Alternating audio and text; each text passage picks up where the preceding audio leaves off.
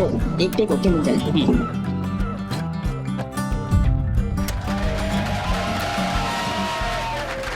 इस देश में शायद ही कोई होगा जिसने थ्री इडियट्स ये फिल्म ना देखी हो। आज हम इसी ऑल टाइम ब्लॉकबस्टर मूवी के बिहाइंड द सीन्स और शूटिंग लोकेशंस के बारे में जानने वाले हैं।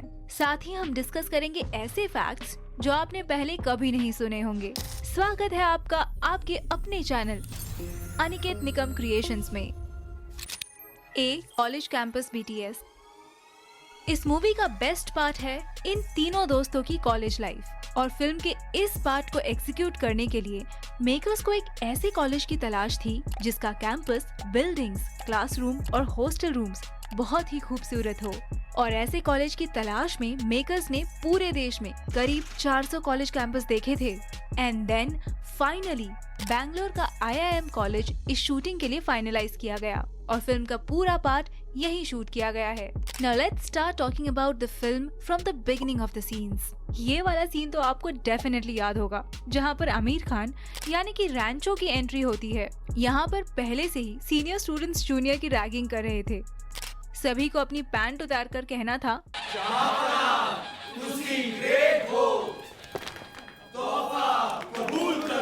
यही शूटिंग का पहला दिन था और इसे गर्ल्स हॉस्टल में शूट किया गया था और इसी वजह से सभी एक्टर्स काफी नर्वस थे।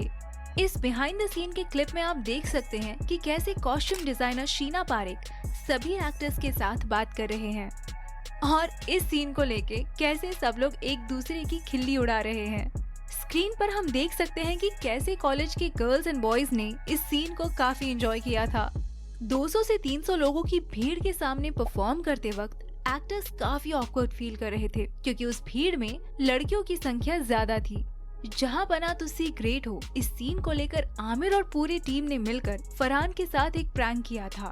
फरहान को कहा गया कि ये सीन तुझे हॉस्पिटल में भी करना है जब राजू को होश आ जाएगा। फरहान को ये बात एकदम सीरियस लगी और उसने ये सीन भी परफॉर्म कर दिया। हालांकि इस सीन का मूवी से कोई लेना देना नहीं था, मगर ये देखिए हॉस्पिटल की ये नर्स कैसे हंस कर निकल गई।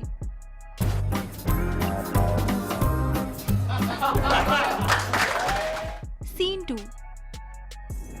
इस सीन में हमें दिखाया गया है कि राजू और फरहान वायरस के घर के सामने मूत्र विसर्जन कर रहे हैं। तो उस सीन को कुछ इस तरह शूट किया गया था। उन दोनों के हाथों में पानी से भरी एक बोतल दी गई थी और उसी की मदद से उन्होंने इस सीन को शूट किया था। इस सीन में चतुर भी बिल्कुल वैसे ही मूत्र विसर्जन कर रहे हैं। Good to see you. Scene 3। ये सीन उस वक्त का है जब राजू कोमा से होश में आ रहा होता है। इस समय रैंचो राजू से कहता है कि उसकी कुंवारी बहन के साथ फरहान शादी करने के लिए रेडी है। बेचारे फरहान की बलि तो रैंचो चढ़ा देता है, पर ये ट्रिक काम कर जाती है। इस बात को सुनकर राजू की हार्ट बीट ECG मशीन पर बढ़ते हुए दिखाई देती है। इस रीडिंग को बढ़ाने के लिए मेकर्स ने क्या किया था ये जानकर आपको भी हंसी आ जाएगी।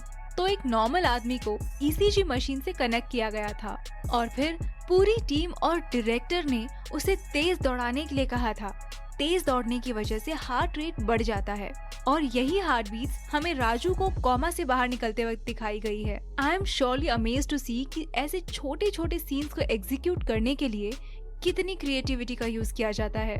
बैंगलोर के कॉलेज में शूटिंग के दौरान एक्टर्स के रहने के लिए बैंगलोर के अच्छे से अच्छे होटल्स बुक किए गए थे, मगर आमिर खान ने होटल में रहने से साफ मना कर दिया और वो पूरे दिन उसी कॉलेज के हॉस्टल में रहना पसंद करते थे। शूट खत्म हो जाने के बाद जो टाइम बचता था उसमें आमिर और बाकी एक्टर्स IIM बैंगलोर के कॉलेज स्टूडेंट्स के साथ बास्केटबॉल, वॉलीबॉल, चेस, बैडमिंटन और टेबल टेनिस जैसे गेम्स खेला करते थे। ये है वहाँ की कुछ क्लिप्स। Isn't that heartwarming? ये मूवी राजू ईरानी सर ने डायरेक्ट की है, तो हम इस बात का अंदाजा लगा सकते हैं कि इस मूवी के हर कैरेक्टर को डेवलप करने में कितनी मेहनत की गई होगी और इसका रिजल्ट हम मूवी के सभी कैरेक्टर्स में देख ही सकते हैं। मगर ये 3 कैरेक्टर्स ऐसे हैं जिन्हें काफी क्रिएटिवली डेवलप किया गया है। ऐसा इसलिए क्योंकि ये तीनों कैरेक्टर्स उन एक्टर्स के एक्चुअल स्वभाव से काफी अलग थे। फिल्म में ऑब्वियसली सबसे मेन कैरेक्टर था आमिर खान का। आमिर की एक्टिंग ने ही इस मूवी में जान डाली थी।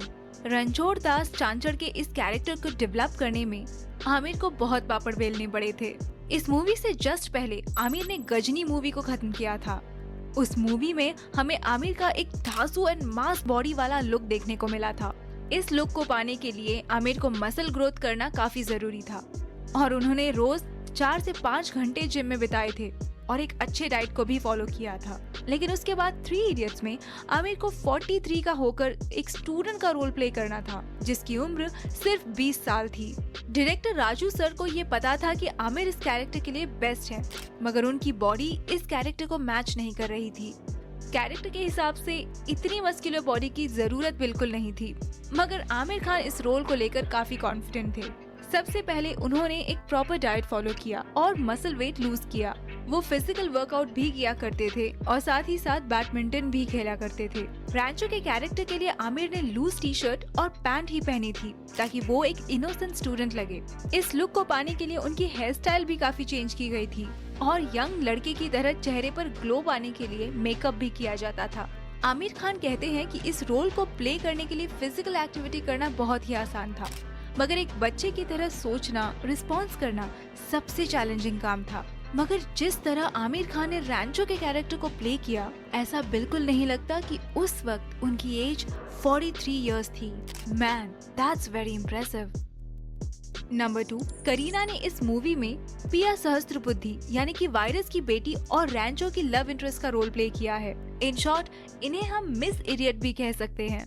इस कैरेक्टर के लिए करीना का एक बहुत ही सिंपल लुक चाहिए था, लेकिन साथ ही उतना ही क्यूट और ग्लैमरस भी। इस लुक के लिए करीना के काफी सारे ड्रेस रिहर्सल्स हुए थे।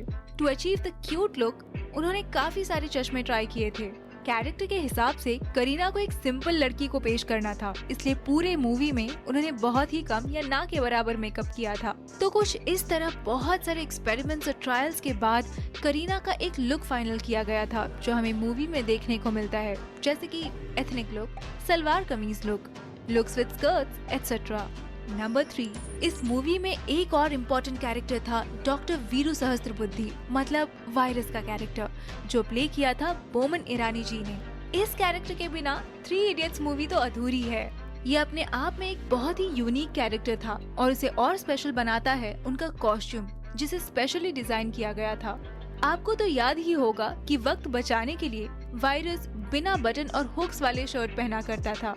बोमन सर को एक ऐसा कैरेक्टर प्ले करना था जिसे लोगों का हंसना बिल्कुल पसंद नहीं और खुद के चेहरे पर काफी सीरियसनेस होती थी, और ऐसे कैरेक्टर को देख के पब्लिक की हंसी छूटनी चाहिए। मैन, दैट वाज टफ, क्योंकि सीरियस कैरेक्टर को प्ले करते हुए उन्हें कॉमेडी भी करनी थी, इसलिए काफी माइन्यूटली उनके बोलने के, चलने के स्टाइल पर ध्यान दिया गया था और फेशियल एक्सप्रेशंस पर भी काम किया गया था। उनकी मूछें और हेयर स्टाइल भी एक स्पेशल तरीके से बनवाई गई थी। सी, इंजीनियरिंग एस्पेक्ट। इंजीनियरिंग में सिखाई हुई थ्योरी को प्रैक्टिकली रियल लाइफ में कैसे अप्लाई किया जाए, इस पर रैंचो का हमेशा से ही जोर था और इसलिए थ्रू आउट द मूवी वो कुछ न कुछ इनोवेटिव बनाते हुए हमें दिखाया गया है, जैसे कि क्वाडकॉप्टर, स्कूटर मिल और sheep shearer. You will be surprised to know कि ये सभी इनोवेशंस रियल लाइफ से इंस्पायर्ड है और ये सारे इन्वेंशंस हमारे और आपके जैसे ऑर्डिनरी लोगों ने ही बनाए थे। स्क्रीन पर जिन्हें आप देख रहे हैं, ये शेख जहांगीर शेख उस्मान है। एक दिन इनके घर की बिजली चली गई थी, तब उनके दिमाग में आया कि बिना बिजली के आटा कैसे पीसा जाए। तब जाकर उन्होंने एक पुल्ले और बेल्ट के सहारे वो स्कूटर वाली मिल बनाई थी। उसके बाद देखिए कैसे साइकिल के जरिए शीप शेयरर बनाया गया था। एक आम आदमी एकदम सिंपल इंजीनियरिंग टेक्निक का इस्तेमाल करके चेन स्प्रॉकेट से रेजर को चला रहा है।